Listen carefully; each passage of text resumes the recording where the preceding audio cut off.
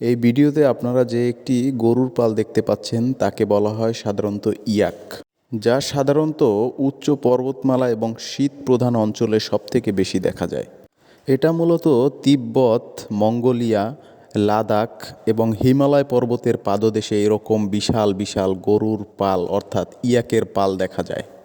এদের শরীরে ঘন এবং লম্বা লোম থাকার কারণে এরা অনেকটা ঠান্ডা সহিষ্ণু, অর্থাৎ অত্যাধিক ঠান্ডার ভিতরেও তারা খুব নিরাপদে বেঁচে থাকতে পারে। এবং এদের শিং থাকে অত্যন্ত লম্বা, যার কারণে সে শত্রুকে কিন্তু সহজে রক্ষা করতে পারে এবং শত্রু থেকে নিজের শরীরকে রক্ষা করতে পারে। দেখুন, হিমালয় পর্বতের পাদদেশে এরকম গরুর বা ইয়াকের একটি পাল, যেটা দেখে আমাদের সবারই কিন্তু মুগ্ধতা চলে আসছে। কীরকম? এরকম ইয়াকের পাল কিন্তু আমরা সচরাচর দেখতে পাই না। এরা এতটাই শীত সহিষ্ণু যা আপনি চিন্তাও করতে পারবেন না। এইরকম ইয়াকের পাল এখানে কিন্তু হাজার হাজার লক্ষ লক্ষ কিন্তু ইয়াক রয়েছে।